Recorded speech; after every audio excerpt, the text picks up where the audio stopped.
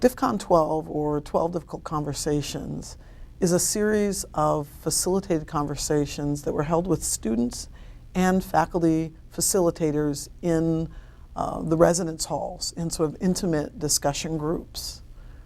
The topics they covered ranged from religious differences to differences in levels of privilege, differences in race and ethnicity and class. But I think the common theme was talking about differences and doing it in a way that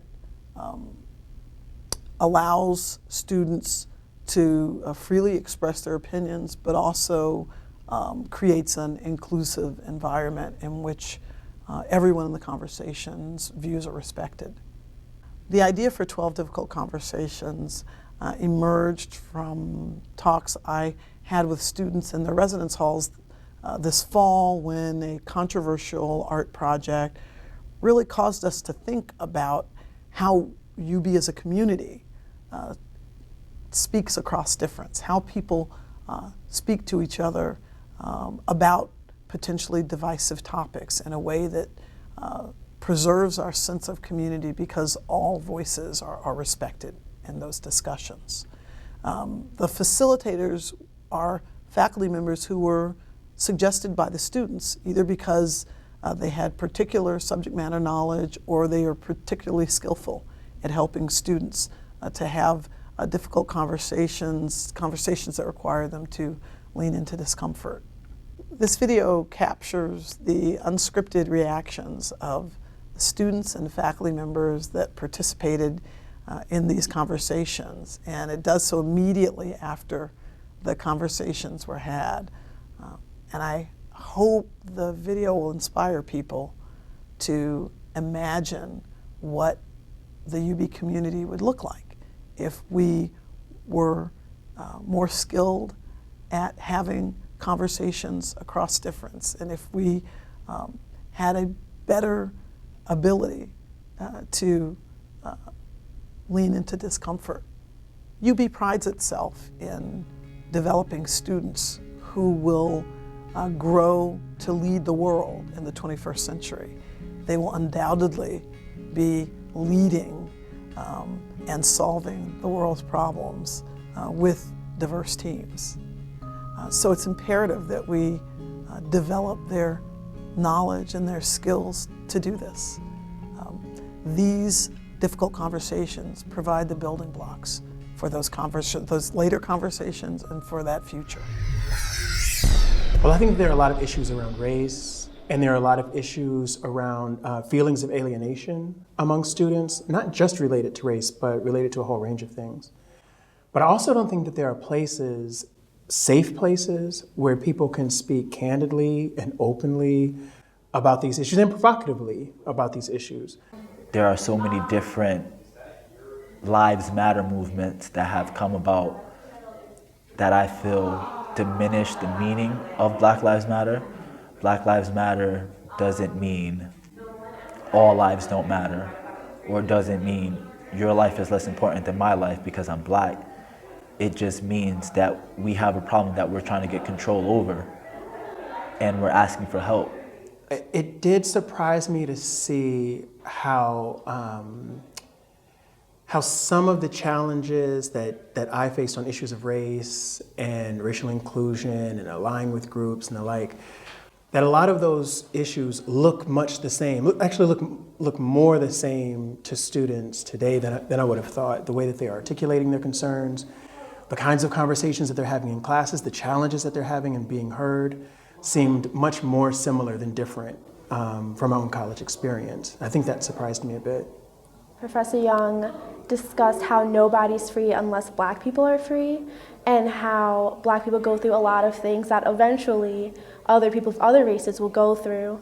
I never thought about it that way. I thought that, Black people, minority people go through things they go through, and usually white people will not go through that. Tonight when we talked about being an ally, that really opened up some reflection for me on what groups I'm an ally to, or who I support, and what I've done that may actually be counterproductive and may not have even known it. I guess what I could use from this experience is I can try to apply it to my work right now and try to build communities that are more inclusive and more celebratory of people's differences. It doesn't have to be 15 million people liking a tweet or 17 million people sharing something. It can be 14, 15 people talking about what matters and having a serious, in-depth discussion. I feel like that rarely happens. I think that the next step is thinking about how to not just have conversations about Black Lives Matter, about what it is and what its history is, but also to think about ways to operationalize the things we talked about today. So how do you organize as students? What kind of plans, what kind of projects, what kind of policies do you want to see in place at the university that build off of these conversations? I thought, it would be nice to have a panel and bring different groups of students from different backgrounds, especially the deep-seated level of diversity that we don't see, and just have a conversation. I had gone to preschool up till 11th grade, and people thought of me as some Latina girl. They didn't know I was a Muslim. They didn't know I was part, I guess, Arab, an Arab American, I should say. So that never came up, and that wasn't a bit prevalent in front of them. So as soon as I became, I guess, wearing a scarf showed people full on who I was and what I believed in and what I did, and it was different for me because I had gone to school so many years. People thought of me in whatever way they thought of me, but now it was like everything about me was in front of them, and it was scary and it was hard at first, but as soon as I realized that people still respected me, people thought of that as something that was brave, even though for me it was something that I thought I should do, as I grew older and, I became an adult, I felt it wasn't as scary as people thought it was. And it was important because it brought up conversations like the one we had today. And people asked me questions. They asked me what it meant, what it symbolized. And that was so important to me because it meant that people weren't just automatically assuming something about me and just going on with their day. They were asking me, they were clarifying, and that was important. But in order to begin a dialogue with the hope of changing and providing an environment where people are comfortable about talking about things, is to do it on their terms. So you don't just sneak up on them, but you make it, you empower them and provide a judgment-free environment, provide them with the opportunity where they can just be themselves and just share. And when it's conversational, when it's not something they have to take a test, they're a bit more honest. And I think it's more about us learning about each other so we can grow as a community instead of putting people in boxes. I guess it was the fact that everyone has a backstory. You don't really think about it. I could be looking at you and talking to you, and it's like Professor Asamoah said afterwards, you're only talking to someone's outer self, not their inner self, and you don't know what that inner self is. So I think just understanding that inner self that people have kind of lets you understand them and who they are a little bit better. I don't want to offend them by asking questions, but I realize it's not that. In order for us to understand, we should communicate, and they won't be offended by me asking the question if I have genuine heart to know more about them. So that was one thing that I got. It's important to ask questions, and it's important to break stereotypes because stereotypes break communication and they harm society. And I think it's important to have conversations like these every single day. Throw out the labels, ask questions, engage people, and you will learn from them more than you ever imagined. Because as you label them without asking questions, you're missing the whole important point. I want them to have a greater sense of ease in approaching these topics with other people. I want them to be able to say, I'm not Muslim, I'm Pentecostal Christian, but I want to ask this, Muslim about how they feel in hijab. I want to ask this Jehovah's Witness about why they have dietary restrictions and if it's helped them. I want to be able to understand how they're thinking, be able to stand in their shoes, understand why their religious values are so important. The fact that I didn't know a lot of the people in the session, at first it had me a little bit closed off. Like I didn't necessarily want to share, but I wanted to share for the good of the group. I wasn't like compelled to share my religion and stuff like that at first, but throughout the conversation, I definitely opened up when I heard other people sharing their stories. Some were similar to mine, some were totally different, but it was so good to hear people's perspectives. It just made me really want to open up and share what I have gone through in my religion and how I feel about it now. UB is where it starts, where we start to understand other people and how religion works outside in the real world, and we should learn. Since we learn that here, it only makes it easier out there, you know, to learn compassion here, and we'll be compassionate outside. I love to talk about diversity, and we love to teach about diversity, but religion is something that we really leave behind a lot.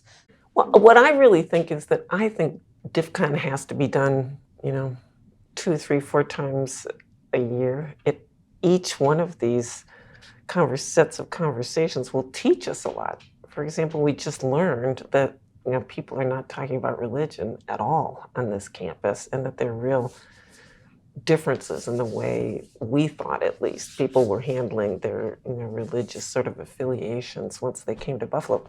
That's a huge, wonderful piece of information. Every conversation is going to help us to understand the biases people have, the ideas they have, what they want to learn about, and how to approach these topics. The studies have shown you want to decrease prejudice, interact more with people who are different than you. So when we have those conversations, when we talk with people who think differently than we do, we know it's going to make a difference. But the students are saying they're not having enough of them.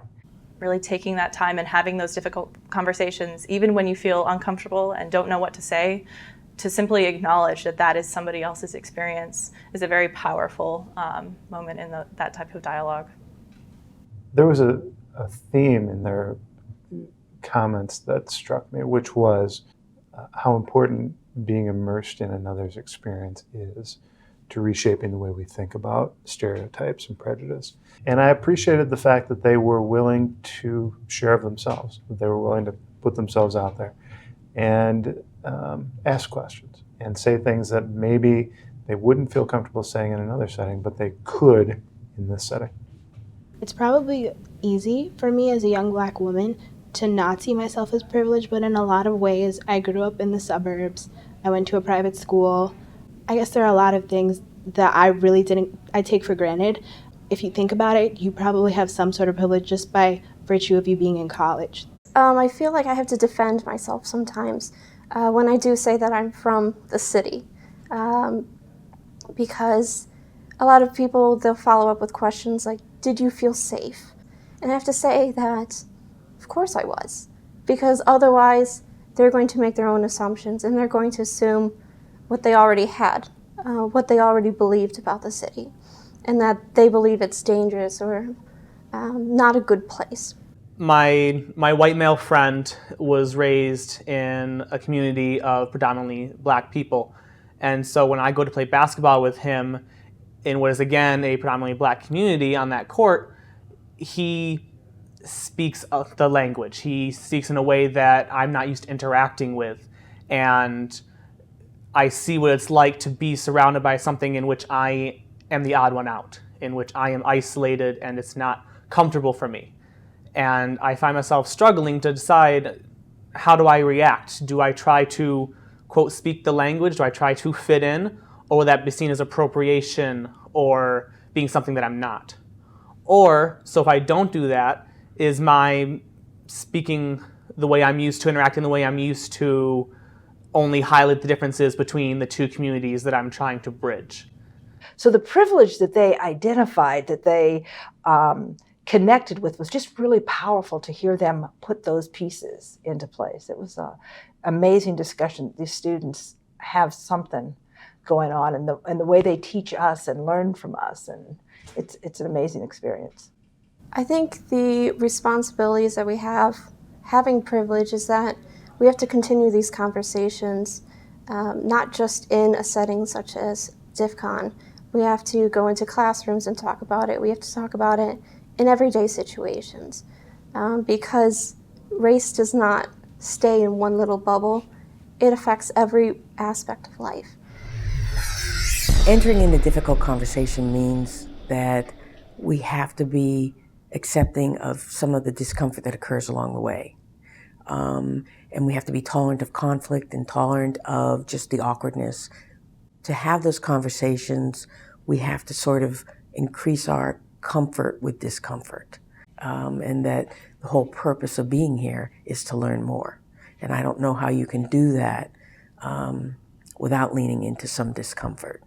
When you accept that it is going to be difficult, you can start working with it instead of mulling over the fact that it's difficult and there's nothing to do about it. And, instead of avoiding it, you have a tool in your hand to go ahead with the difficulty. Expect that it is going to be difficult.